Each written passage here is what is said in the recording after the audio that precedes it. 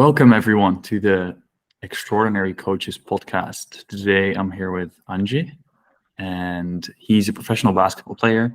Currently he's playing for TNT Towers in Norway, is it? Yes, that's correct. Awesome. We met each other through the Awaken Academy, which is the study that we've both been into to get certified as a life coach. And I believe he's still into it. I'm going to ask him in a moment.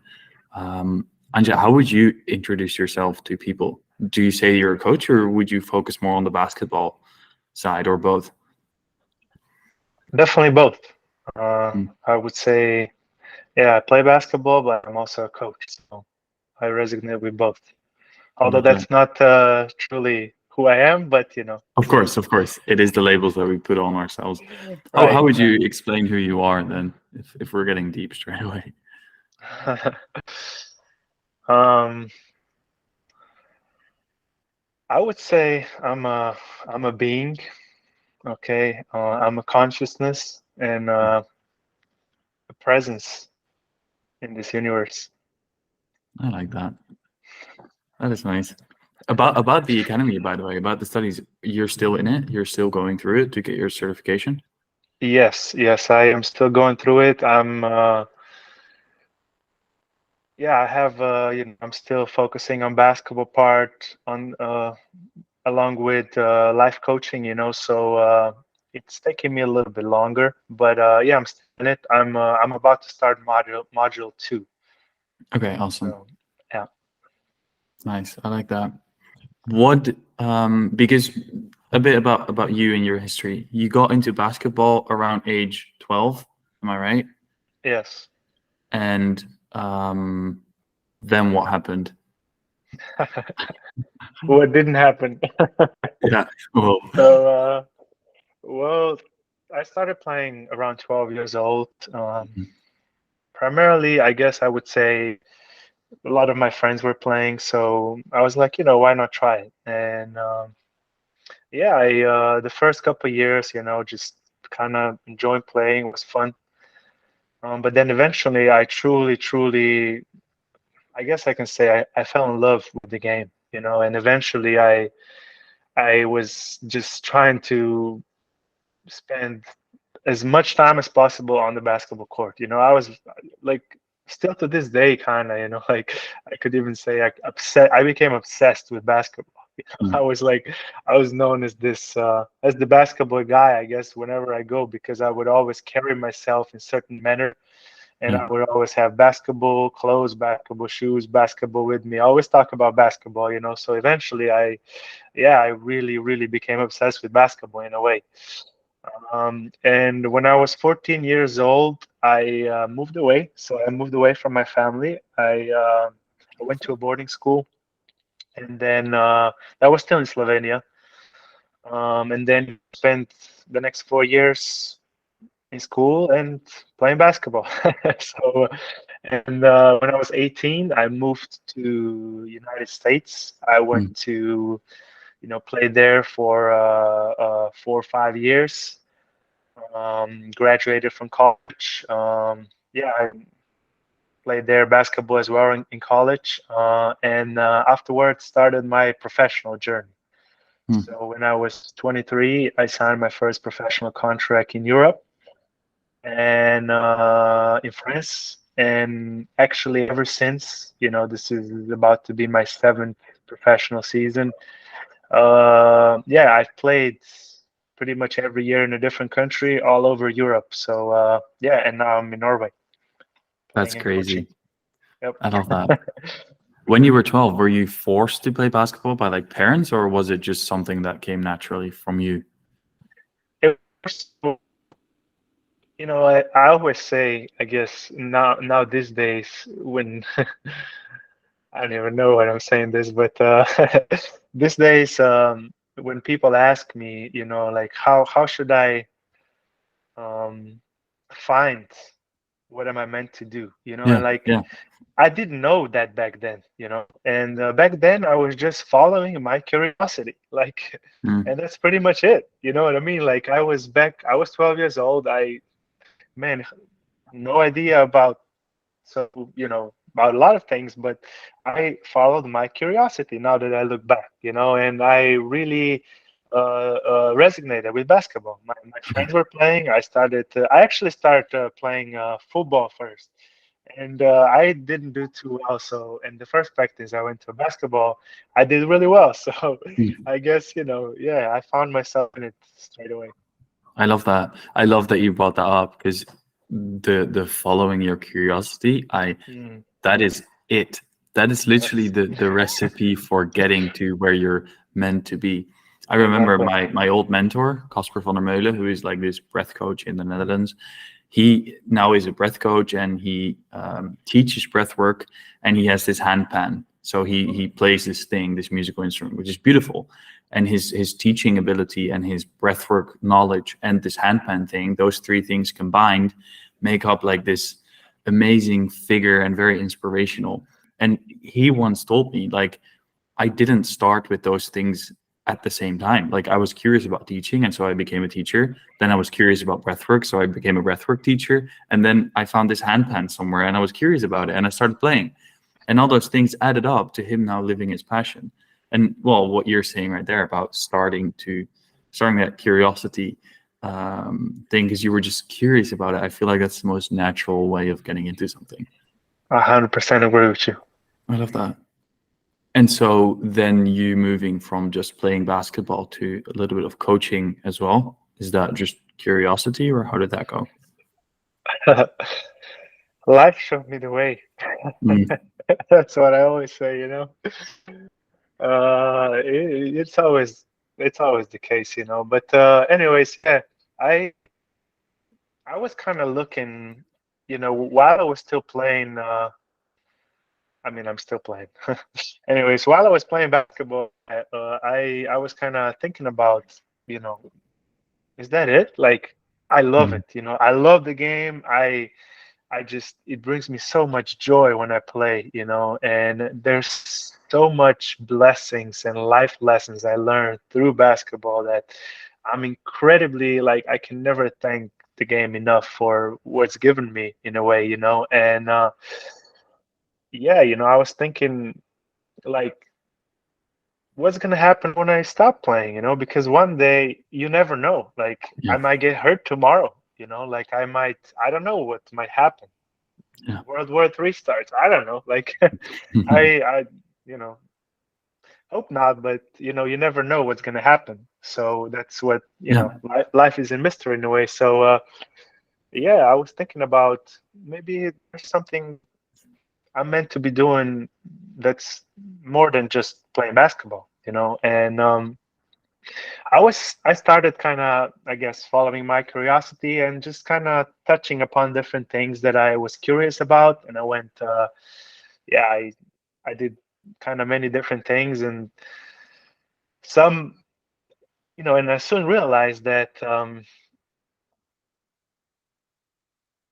it's not just about material wealth. Okay, because I was looking at it from a perspective, okay, like, yeah, like I'm earning money, sooner or later, like I'm gonna have to do something outside of it. And I was thinking at first from a perspective, okay, so what can, kind of get me a lot of money? hmm Just straight up honest. And I tried all these different things and kind of looking at it from it's more of an ego place. And yeah, and I tried all these different things, and although I felt like, wow, this could really get me a lot of wealth, hmm I didn't resonate with it. So, and then sooner or later, um, I kind of start asking the question like, what's something that I truly resonate with? And it's funny enough that year I was playing professionally in Austria, and I yeah, was given a team to coach under 19 boys. And those are 17 to 19, 16 to 18-year-old boys where I was actually struggling a lot at that time myself in my career because I had a coach that really really put me through some tough times. And well, back then that's how I saw it, but now hmm it was pretty much myself. I put myself through that. But yeah, I was working. I started because of that coach who really challenged me. I started working on myself, Yeah. and everything I learned, I was applying to the kids I was coaching.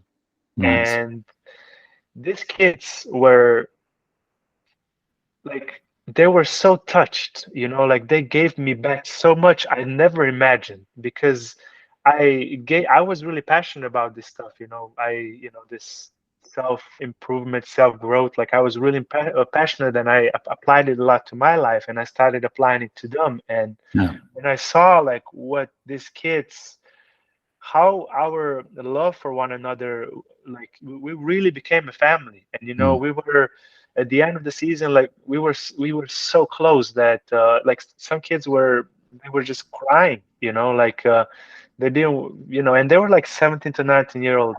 Yeah. They're like boys, like men almost, Yeah. so. And yeah, like they were opening up to me, they said everything to me. And I realized I'm much more than just a basketball coach, and Mm.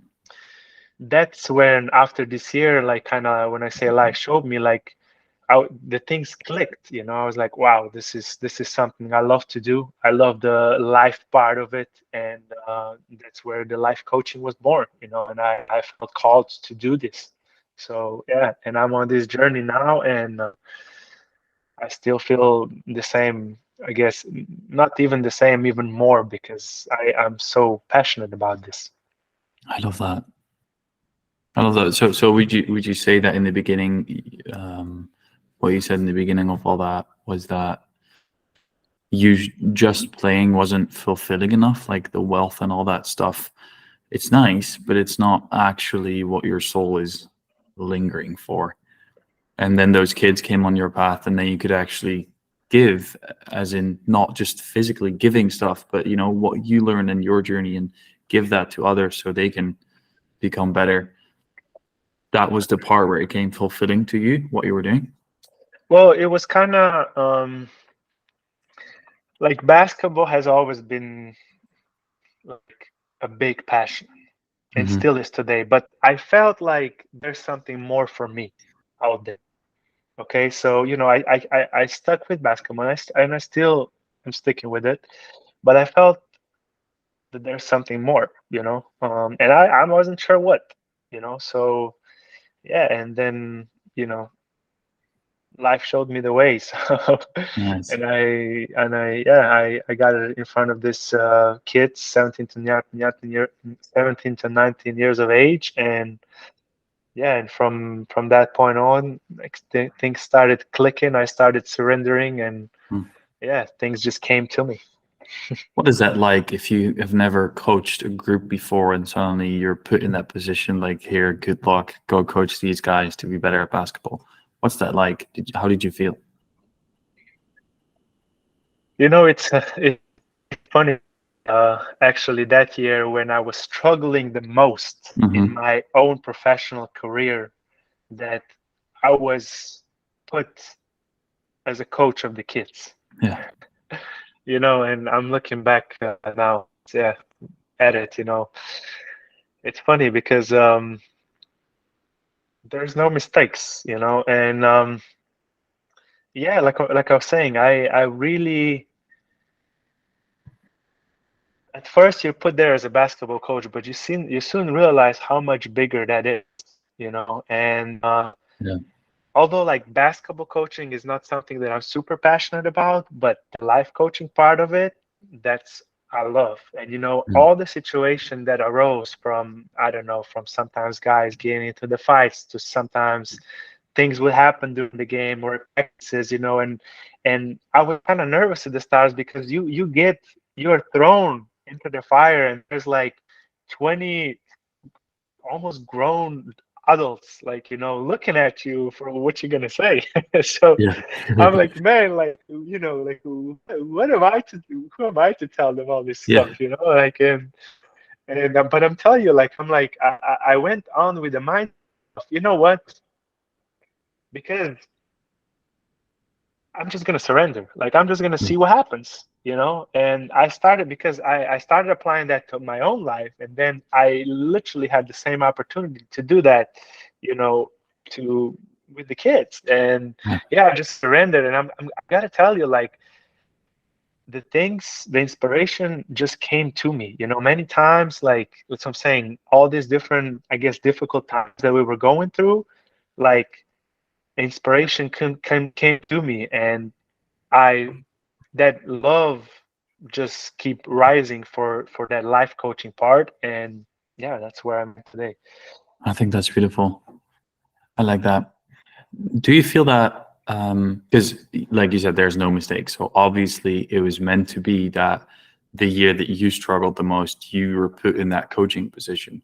Do you feel like because of those two happening at the same time, you became a better coach because you were at the same time struggling yourself? Um, it's it definitely feels like it's connected. Yeah, I've okay. never thought about it. No, but you never felt like, oh shit, I have all these problems myself. How could I ever coach others? Because I don't even have my life straight. Did you ever had those thoughts? Actually, no.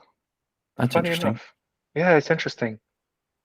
I mean, I'm asking because I I, have I many was, clients. I Sorry, was, I continue. was, I was maybe like thought about, like, like just because it's my first time, and many people start with little kids, and I was started with like 16, 17, 18-year-olds. But at the Mhm. same time, and I was like, yeah, like of course I still have a lot to learn, but I don't know, like soon when I guess thrown at it felt natural. It felt natural from the beginning. I So love that. yeah, it felt natural. And if you don't mind, like there's a, I think I spoke to you about this before, but this story of me really struggling that year, Mhm. like I just want to touch a little bit upon that. And Yeah. I had a coach, right? And I was brought to a team, a professional team, right? That as a foreigner on a team, you are expected to play well. Like you have to be the leader, you have to have a lot of points per game, or you have to, just be vocal, be the best in a way, And I had a coach who, for some reason, just didn't want to play me, and I really struggled with getting along with that coach because not only he didn't want to play me, he really like triggered me in all these different ways. Mhm. And back in the day, that's what I'm saying. I'm saying it from a perspective of back in the day, Yeah. right?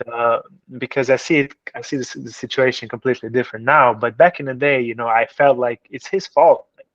Like what who is he to tell me how bad I am? How much I suck. Like I can't do this, I can't do that. And just keep like kind of belittle me in front of Mhm. the whole team. And I really felt like, I don't know, like kind of my pride was getting in the way, and I was like, I'm Yeah. better than that. Who is he to talk to me like that? Yeah. And it's that's what I'm saying. That's where I was at the point where I was like, man, like I'm out of here, or do I deal with the situation? Yeah. And I found my first mentor, Taylor Allen, amazing guy, Mhm. and he helped me with a lot of things. I went through his program together, and spoke to him for the first time. He actually gave me a call. He's this great coach in Canada. Built this business, business, worked with many NBA players, but now he's focusing on the also kind of life coaching part, but more so for basketball players. He was my Cool. my mentor, and he really uh, turned around my awareness. And when I started seeing things from a different perspective, I not only did I start getting better relationship with the coach, but also I started playing more. I started being a sixth man by the middle of the season, and then I was also started then playing in a starting five, and by the end of the season playing like 35 minutes per game, and I was playing well, like I was really playing well. And we were even laughing together, like, which is, if you ask like all of my teammates there would tell you it's a crazy story, because at the start we were like a cat and a dog. Yeah. It felt like we hated each other, so, and it all came because of a different perspective I had, and just kind of understanding that, he's also a human being. And I was seeing from the as a role, like as a player or coach, but no, it's different, it's deeper than that, and he's a human being, and he also has his own traumas and things that he struggled with, and when I started understanding that and truly found that love for the game again, Hmm. and I really came from a place of compassion, like things started turning around, and by the Yeah. end of the season, he actually called me if I want to come play for him again, which That's is, that's yeah, incredible. I love that story. If I may sort of summarize it a bit, you said that you came into a new team, you hated your coach, then you blamed him because it was his fault that you hated him and it was his fault. Then you got your own coach and you realized it's not per se him that has to change. What if I change? And then you changed your perspective on this man, and then he turned out to be great, and you became amazing friends, and like you got a good relationship, that's which I exactly think it. is that is amazing because that makes you realize that it was all within you. Like, and anyone who's listening to this, if there's this person that you hate or that you have a bad relationship with, start within yourself, because you can't change anyone else outside of you. You can only change yourself in your own perspective. And it brought you great things. Like, it's not that you changed, but still he was this asshole. He turned out to be actually a good man. And I mean, did you play for him another year? You did, right? No, I didn't. I Oh, I didn't. didn't. Okay, well, still, it could have given you a great opportunity. Right, Um, right. and I think that's beautiful. Uh, I think you summed it up amazingly. It's I haven't really thought so much in depth as far as this goes, but man, like you said it perfectly. It's Thanks. because at the end of the day, it's like, I always say this story, or this connection. When you're pointing fingers at someone, there's three fingers pointing back at you, so you Ooh, can never blame ooh, someone else. It's a good one, right? that is a good one. So, if you look at it, right, look at the hand, like you point a finger at someone, there's three pointing back at you, right? So, meaning that you can never blame others for your problems. Like, the only person, and it's the same thing, when you are on a team, there's never what someone else did wrong. It's everything always, what can I do to make the situation better? So Yeah, always look within yourself first. I love that. Yeah. Yeah. And do you feel like your coach that you had at that time made you aware of that? Yes, yes. Like he didn't even know, like he still I guess everyone struggles with things, and but because he triggered me so much, when person triggers you, that is the biggest blessing in the world, because they show you what you still need to work on. Yeah. You know what I mean? When a person triggers you, like, it's the biggest blessing in the world, and that's why, like, family is such an amazing thing, because family just knows what buttons to press to trigger you. And I say, it's a biggest blessing because they're showing you what you still need to work on. And this coach was the toughest coach for me as far as being around at the start, because he was just triggering, and excuse my expression, the shit out of me. Like, he really tested me. Like, I was really struggling. My mind was, I was really down.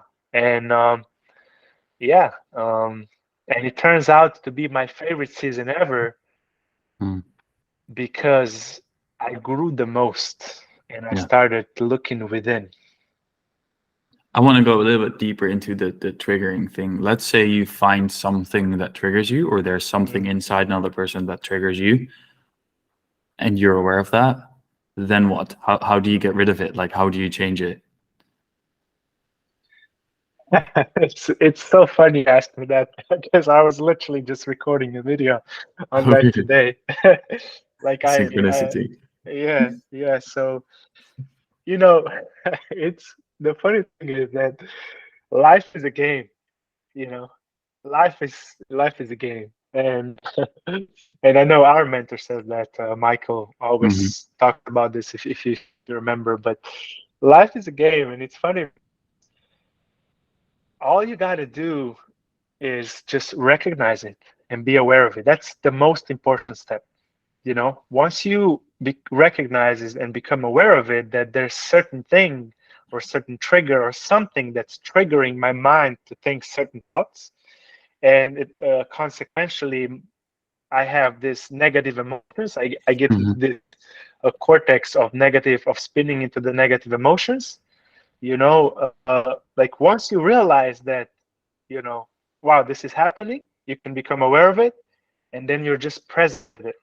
Okay, and as soon as you're present with it, with your mind, with your emotions, with your ego, or whatever else you want to call it, that spins you into this cortex of negative emotion, you transcend it. Because Yeah. once you're aware of it, it can not be there anymore because you are aware of it, like you are conscious of it. So when you bring it to light, from darkness to light, from unconsciousness to consciousness, that's how you transcend. Yeah. I love that. It would, because when I asked the question, I realized that it is actually a trick question, because like you don't like, how do you change it? Well, you don't. You don't change it, and by not wanting to change it, you change it. Which is such an interesting mind fuck, but Yep, it yep, is yep. basically the awareness, Hmm. and then the acceptance of it, which gives it space, and Exactly. done. Like That's it. that's it. That's Um, it. I I love love that, that. man. I love that. It's a Thanks for game, sharing this one. that's why I'm laughing about it, because like at the end of the day, just the other day, like there was this lady, you know, and I, like I said, I'm playing this year, and I'm also coaching, life coaching, and also like coaching basketball a bit, and there was this lady who's a parent, Hmm. and she was trying to tell me what to do, and I'm a coach. And my mind was like, the fuck you're talking to me about, telling me, what am I doing and what am I not supposed to do? Am I the Yeah, coach, or are you the yeah, coach? You know what I yeah, mean? And that was my ego, yeah, and like I got triggered for 1 second, and I thought about it for about 15 seconds, and that was 15 seconds too much. But I became aware of it, um, after 15 seconds, and I just started laughing. I was, this is so silly.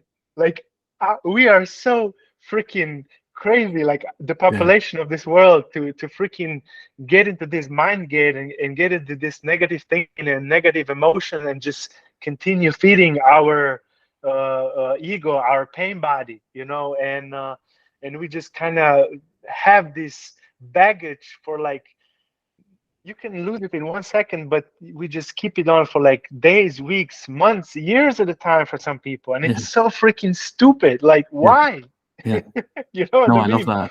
I love the example Yeah. that you gave, because it's often, you felt triggered because it was like, she was telling you what to do, but you're the Mm, coach, and but those things on itself are not per se triggers. It's the fact that deeper inside of you, you believe, or that I don't want to fill it in, but for example, there's this feeling of not feeling good enough and doubting whether you're good enough as a coach. And then when someone says something like that to you and tries to coach you, that person inside you that is super insecure comes up and is like, hey, but I now got to show that I am good enough.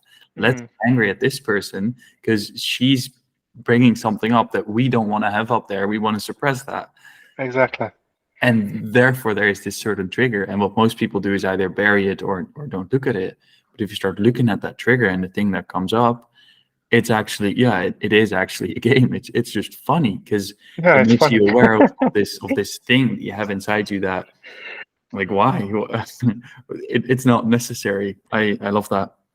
That's Very- perfect, man. And the reason I say it's a game because it's plain simple stupid. Like I was like, am I gonna let this destroy my whole day? Like Yeah, thinking about this stupid thing. Like, come on, man. Like, and I just started laughing. I love Just that. I was laughing, and I was like, no, like, okay, this happened. Yeah, I got hurt. Okay, I became aware of it, transcended, boom, next step, and I was Mm. done with it. And Yeah, and it's not, of course, it's easier said than done from time to time, but it's really that simple. It's really that yeah. simple. I have this story that I think I've shared it before, but I don't think we have talked about it. But when I was in India, I did this 7-day silence retreat, and it was in the middle of the woods, and it was cold and it was humid. So the room that I was in, I was with two other guys, and you're not allowed to talk, so it's just complete silence. And the first day I was fine, and I slept there. And the second day, there was this huge spider, like we're talking India. So it was like this huge spider on the ceiling, and I was looking at it. I was like, no way. I like I felt triggered by it because I was scared, but also because I didn't want to like take it away, and I didn't want to sleep. And I was in the room. I was like, fuck, and I can't ask anyone to like take it away. I didn't know what to do. And then I just felt so upset about the spider. I was like, just go away, because I don't like I didn't like it. I felt so not really angry, but just frustrated about it. Because Uh, for one, the fear of spiders came out, and I'm like, it's I know it's bullshit to be afraid of spiders because they're not gonna hurt me. Yet there's this fear. So how do I get rid of that fear, So all of that was going on inside my mind. Second day, there's two. So it's not just one, but there's two spiders in the room. And I had to sleep, so I put my bed off the wall so that they can't crawl into my bed through uh, the wall. Day after, there's two on the ceiling and one on the wall, and I'm sitting there in my room, and I'm like, no way, I like go away. And then I was sitting there, and at that moment, I was like, you know what? It's fine. It's fine. If they have to be here, they're here. It's okay. Be here. Do whatever. Bring all of the friends that you have. It's fine. I'm gonna sleep in the room anyway. I slept yesterday and I slept the day before. Nothing happened. It's okay. And I was like, whatever. And I went to lay in bed, and it was night. And this roommate of mine comes in with this big bin and something else. Some I don't know what it was. And he takes away all three of the spiders. And I was sitting there in my bed, and I was like, that's crazy. The moment that I have accepted for these spiders to be there, they get taken away. Because there's no lesson in them anymore. I wow, don't need the spiders anymore to teach me something. And so there's no wow, reason for them to be here anymore. that's amazing, man. And I love that it is story. the best metaphor I have for explaining like limiting beliefs and these things. Because it's exactly what you said. If there's this trigger with the Wow, coach and you become that's aware of it, amazing. yeah, I That's love it. amazing. So, That's yeah, so freaking amazing, man. At the moment you accept for the present moment for what it is, or the situation you're in, it dissolved. yeah, yeah. To sum it up, that's amazing, man. I love the story. I might use the story from time to Go time. ahead. Yeah, I love that. I'm like, I have this friend Mick, and he has this story with spiders. I love it, man. I love it. Thanks. No, I like it too. It's amazing. Um, I wanna go in a little bit about the leadership positions that you've had throughout your basketball career, if I may say. You Mm, said that now you're co-captain of the team, but I mean you were put as a leader of these guys too when you were mm, coaching them. right. And we talked about this a little bit before we started recording. But have you ever did you have a sort of inner longing to have a position like that, or did you ever focus on, okay, I want to be at the top, I want to be team leader, or I want to be this or that? Is that something you strive towards, or did it just happen? Um, I mean, honestly, like, of course, I feel like we all have this inner, I guess, Drive. inner, yeah, drive that we wanna feel important. Okay, Mm. so I won't lie here and say yes. Mm. You know, I don't know, but this is not something I focus on. What I was focusing on is being surrendered, just seeing what's going to happen, you know. And if I am indeed put in a leadership position, I'm going to then make sure that I'm the best servant I can be. Mm. And, you know, and that comes from like, yeah, understanding that leadership is not for you to tell people what to do, but to truly help them shine in their own best light, best version, you know. Yeah. And I say, look, if I'm going to put in the leadership position, you know, which, yeah, if it happens, if it happens, if not, it doesn't, I'll still try to do the same thing. But if Yeah. I am put in that leadership position, um, say, okay, now I'm a leader. Wow, now I feel important. No, I'm going to then make sure that I am the best leader, the best servant that I can be. Mm. So, so you know, that's where I'm at right now. Like when I truly want to help others. Like I truly want to help my teammates be better. You know, I truly want them to. I truly want to transcend the needs of my own and put the team first, put others first. And you Yeah. know, and I feel like that's what leadership is all about.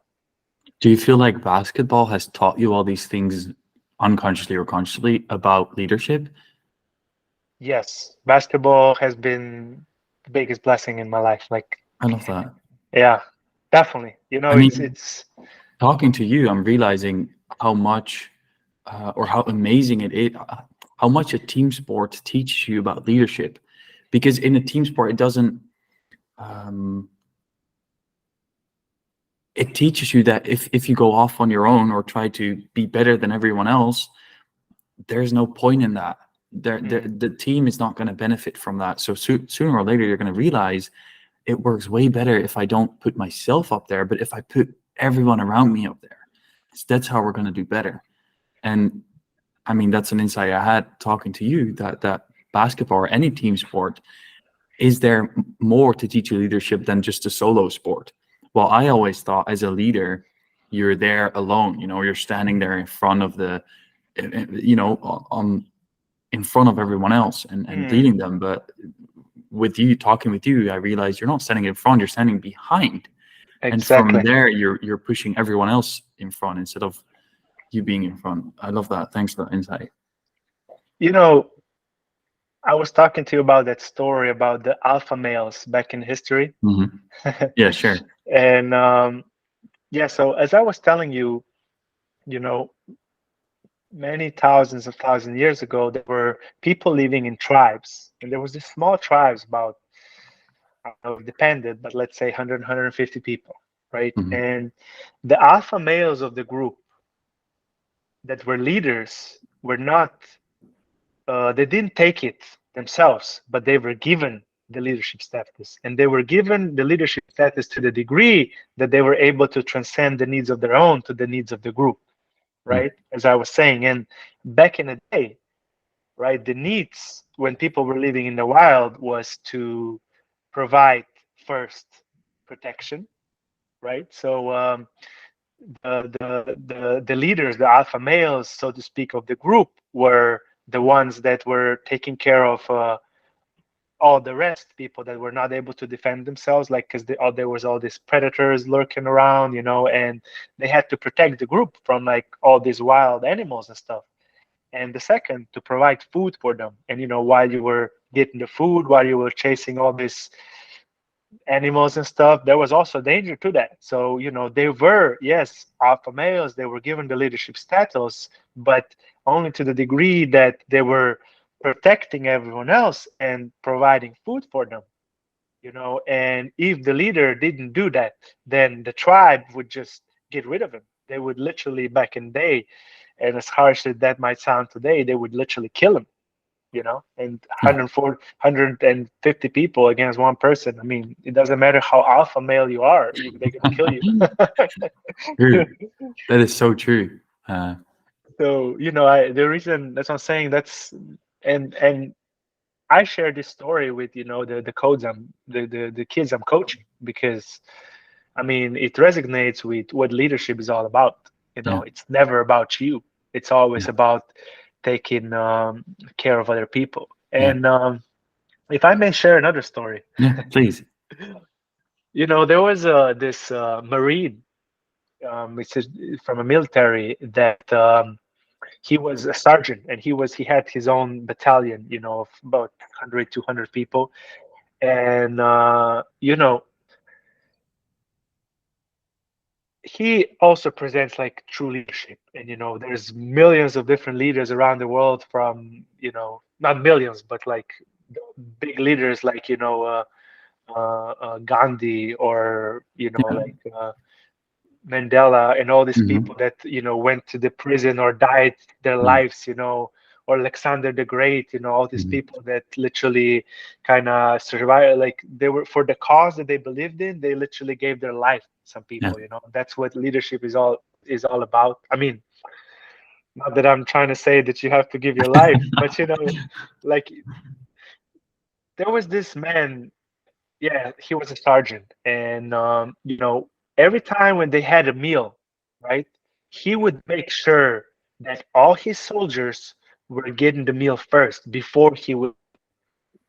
Yeah. And one time it happened that, you know, because he understood that leadership comes with responsibility, and that taking care of others, right? That everyone else has to eat before him. And one day there was not enough food. So everyone else got to eat but him, Mm. and because he understood the role of the leader, he and transcend the needs of his own to the needs of the group, right? Yeah. You know what happened? The group put together a bit of food Hmm. on the side and brought it to him. And that's an amazing example, because when you take care of others, they Yeah. will take care of you. I love that. Thanks for sharing that one. That it is as a leader, it is indeed much more about empowering the people around you than empowering yourself. Or in a way, by empowering the people around you, you are empowering yourself. There's this thing in Buddhism where it's about I'm not sure what the exact term is, but they call it smart selfishness, where if you're just nice to others and are positive towards others and wish other people the best, in a way, you're going to get it back anyway. So you might as well be smart selfish by giving it to others instead of taking it yourself. And of course, don't do it with a hidden agenda, because you know that you'll be the best leader, blah, blah. But like from an actual place of the heart, to just Mhm. give and empower other people. In the end, it's going to get back to you anyway. So I So, love that. like, I guess, to use the word for that, it's called unconditional love, right? Mm, So love without conditions. So you're given without expecting anything in yeah, return. I love that. And that's what, you know, I guess the Jesus, the Buddha, the all the leaders, like, I guess in the spiritual world more so, we're all about. I mean, it's about giving without expecting anything in return. And a good leader does that, Mm. you Would you know. say that's also the biggest trait of an extraordinary coach? Most definitely. Mm, And it's the toughest one to master, because we are in this world, and the society that teaches us a bunch of nonsense. yes. And not that I'm blaming fingers at the society, it is what it is, but it's tough to be truly, truly unselfish. Yeah. And when you can raise up to that, I guess, status, I don't know if that's the right word, but into that place where Yeah. The position. position where you can truly give and serve, unconditionally. Man, you must be the happiest person in the world. Yeah, that is powerful. Yeah. I wanna ask you actually one of my last questions. Um, what is the biggest lesson that you've learned throughout your basketball career that you can apply to coaching? Apart from this, what we just talked about the leadership and having to put others first. That's a great question. Um, I've never really thought about it, but there's many. I guess what we just spoke about is probably one of the biggest, Mm, and it's the most. I feel like as a life coach, especially, it's so important that you're genuine, that you are talking the walking the walk, or how do you say when you are like what yeah, you're preaching, that practice what that you you preach. actually practice what you preach, and it's really tough in today's age because a lot of people would, I don't know, say a lot of things, and they would not walk the walk, and you're not genuine, you're a fake teacher if you do that, Yeah. so when you can generally wholeheartedly, yeah, truly serve and also walk the walk, do what you're saying, I mean, then you can really change lives and touch other people, and at the same time not just heal others, uplift others, but heal yourself. Mm. um but generally the biggest lesson, I mean, it's tough to say, there's many, but Or let me phrase it differently. Let's say today your whole basketball career ends, and the mm, only thing that you could do is become a life coach. mm. What would be your biggest message as a life coach that you would take with you from that career of playing basketball? Don't know if I made it easier or more Yeah, difficult. yeah. I mean, I guess to sum it up with one word, I would say acceptance for what is. That's 3 words, but I love it. And I know this is kind of a bit more general, but when you can, because it goes a long way, right? When you can truly accept present moments, right? What's happening in the present moment, then don't mean that you're accepting if someone's like, I don't know, trying to punch you in the face, that you're just like, oh yeah, yeah, punch me in the face, No, I don't, I don't mean it that way. I mean it more so in a way where, life happens to you, and if you can truly accept what's going on, man, you are a peaceful person. Mm.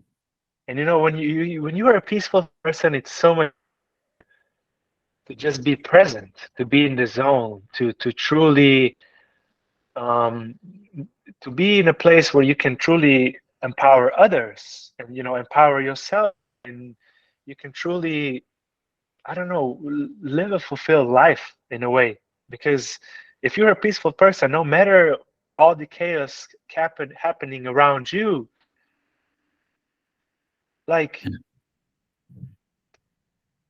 it's just, life just it's just perfect. Mm. Like, you know what I'm trying to say, right? Yeah, I love that. Yeah. I So absolutely agree with you on like this. the peace within, the peace within, and it's so much easier than to maneuver in this like chaotic world, and truly, make a difference, I Yeah. guess. I mean, the moment that you're truly peaceful, the world won't even be chaotic anymore because Exactly. you can't see it anymore. It's not part of your Exactly. reality anymore. Mm, And I think perfect. that is So that beautiful. if you go deeper into that, to be one with the world, right? Mm. If you go deeper into that, to not even have duality, and it's kind of funny we talk about you. This is crazy. Like it's so much stuff that I actually include in my workshop, that I when I work with other people, with athletes and just general people that are not athletes, that are just doing something else. Yeah, in the workshop that I'm doing this, and I primarily I speak about, I have a secret key It's called the secret key number, I don't know, 8. I have like 10 Hmm. different keys Okay. that I offer in this workshop, and one of them is it's called the law of purpose. It's a secret key. I think it's Mm. number 8 or 7. And in this purpose, I talk about us human beings going through 5 stages in life. And the one that we're talking about right now is the 5th stage, and is the final stage, is where things just come together and everything makes sense and there's no duality.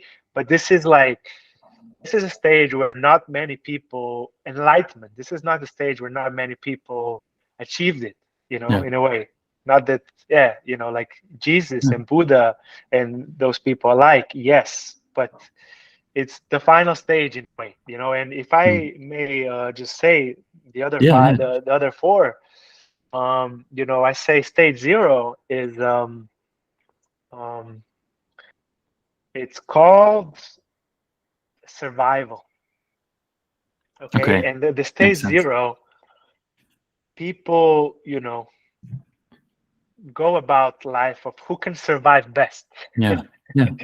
And like people chase this materialism, and just how can you, and I don't want to throw names out there. Okay, I have perfect example of a person, but I don't want to It's okay. mention. I get this one. Yeah, but like when you are thinking about, okay, like how can I get the most money? How can I have the biggest Yeah. house? How can I have, if you're a guy, maybe how can I have a lot of girls? How Yeah. can I have all this fame, status, recognition? Yeah. We're in this survival stage. We're just trying to survive the best as we possibly can. Some Yeah. people, yeah, and especially with the way social media is going right now, it feels like we are fighting or trying to be like beating one another who survives best, and that Yeah. stage is stage 0, and there's 4 more stages, and that Mhm. stage doesn't, it's important to be taken care of, to have food, to have money to survive, but in the big scheme of things it doesn't matter Yeah. at all. Yeah. But that's the stage where majority, I guess, of the population is, Yeah. that's that I agree. survival stage, and once you kind of get this, I guess, you're taken care of, people start seeing that, wow, this is something that's not fulfilling at all. Yeah. Yes, it's important to have money, it's important to have food, so you can survive, so you can take care of your body, yes. But in a big scheme of things, that doesn't matter at all. Yeah. It's important to have it, don't get me wrong, but it's not fulfilling, right? So then you go to stage number 2. So that was stage number 1. Stage number 2, you focus on the self, right? So this is where the self growth happens, when you Okay. focus on growing, developing, learning, toning your skills. You follow your curiosity, so to speak, as we said at the start, and you trying to grow as a person. You're trying to focus on your passion, and throughout this focus on the self, you develop a set of skills, a set of experiences that only you have. Then you can then give back to the world, right? And again, this is only stage 2, right? There's 3 more, and sooner or later you realize then when it's all about you, life is not that fun. Mm. Yeah. And that brings me to stage number 3, which is called service, Mm. right? And in this stage, we recognize that we truly feel fulfilled and truly feel good, when we are trying to help other people, when we're trying to be a servant, we're trying to be a guide for other people, to lift them up, to serve them, and I feel like generally majority of the people go through these stages. Some stay always at the stage 1, some develop into other stages, but I feel like it's kind of like a little bit of a roadmap of how we evolve Yeah. as human beings, and Yeah. then you go to stage number 4, which is like truly embody. It's called spirit, and and when you're truly embodying who you are, and deep down, you truly embody the servant that you are. Truly embody the service to the world. You embody being a servant, okay, and you truly live that, okay, to the ability where, to the extent where every single day, from the morning to the evening, it's all about giving back to human beings. and to the world around, and to live the world around. Okay, and that brings me to the stage number 5, to the one that we were talking about, is who am I? Who am I deep down, right? And then you start asking questions like, what happens when you die? Like, Yeah. is there, just deeper life questions, and when you can kind of come from a place of from duality to the place of oneness, and truly Yeah. understand that you are one with everybody, one with everything around. And I honestly can't speak much about this stage because I'm nowhere close to it. Mm. But the people like Jesus and Buddha that were in this stage of enlightenment, they were living that every single day. Like, they were one with everybody. And even Jesus, when he was on the cross, right, and they were literally like, putting nails at his arms, and you know what he says? He says he didn't condemn anyone, like pointing fingers. No, he said, excuse them, God, for they don't know what they're doing. Yeah. Because they were, people are so unconscious, and they are led by their unconsciousness, that is not their true self. So Yeah. he understood that from the big scheme of things. So it's so easy for him to forgive, Mm. right? And even when he was condemned at the cross, like, he would still love the humanity, Yeah. because he understood the bigger picture. I love that. That reminds me of that quote which says, "If they'd known better, they'd done better." And I feel like that is such an powerful one when it comes to forgiveness. Mm. So I love these. I love these stages. I wrote them down. Thanks for no, but it is interesting, and I think I definitely would agree with you that it is about these stages. It's not so much trying to transcend all of them. It's just being okay with where you are right now, Yes, and just exactly. being in the stage that you're at Right. without feeling bad about it, or feeling super good about it. I feel like it's Mm. just being, because it just is. Exactly. I like that. Thanks for Exactly. sharing these. Yeah, it's To actually, to be sorry. honest, my first mentor, he actually, he talks about the stages. So I'm literally just like sharing this stuff, I love kind that. of, yeah, because I really resonate with it. It really feels like something I resonated with. So why not share it with the world? Yeah, I mean that's what we do in the end. If we weren't going to share any ideas that are others, I would have nothing to talk about. Like literally, it is. I think it's very powerful to take what lands with you from other people and make it your own, Mm, and exactly. spread your message. And that ties back all the way into where we started with the beginning. This is something that you're curious about, and just following Yep. all these things that your curiosity goes to, and trying to make your own message, and sort of writing this your own book about all of this, Mm, not literally, but that just forms your truth, and that's all based on your curiosity. And I feel like that is okay. It's not plagiarism, it's not stealing, it's not theft. It's just you trying to explain into words who it is that you are, what your values are, and what you love. So thanks for sharing that.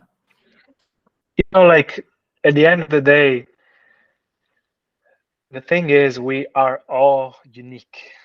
There's no one else with the same DNA and the same personality traits as you. So you are one and only ever gonna be. Hmm.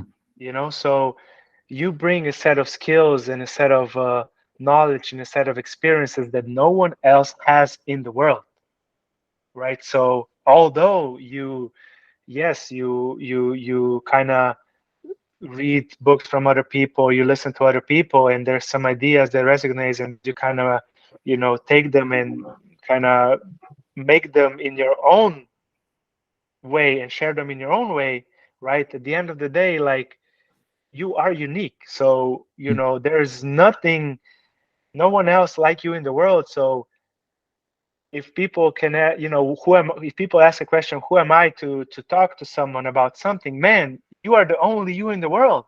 So why Oh would they wow, listen to yeah, you? Because there's no one else like you. You know what I mean? So you are unique. So use that uniqueness and spread it to the world, because there's no one else like you. yeah. You know? Thanks for touching upon that topic, because that literally brings me into something I wrote down, because it was an unfinished thought that I had. which was it is about that. I have a lot of people who are on a coaching journey with me, who want to get into coaching too, or who want to be a coach, but they feel like they can't because they're still dealing with stuff themselves. And That's the best thing. exactly, That's the best thing, exactly. because no one goes through stuff that they're going through. So like, it's so amazing. We always wait for this perfect moment to try to be all feel nicey and good to share. No, that's perfect where you are, the stage of vulnerability, the struggle that you're going through. Mm. That's what, makes you you. So that's what you share with the world. That's what, it's gonna touch people. Thanks. I love that. I Yeah. want to end this podcast on this final note with this enthusiasm and this beautiful lesson that you shared. Thanks for having this chat with me. I I absolutely appreciate loved you, it. man. I feel very inspired. I absolutely love it. Thank you for having I this appreciate you. I chat with me. appreciate you too, man. Thanks. Thanks for having me, man. It was great talking to you. I love it. Thank you everyone for listening, and I'll see you next week.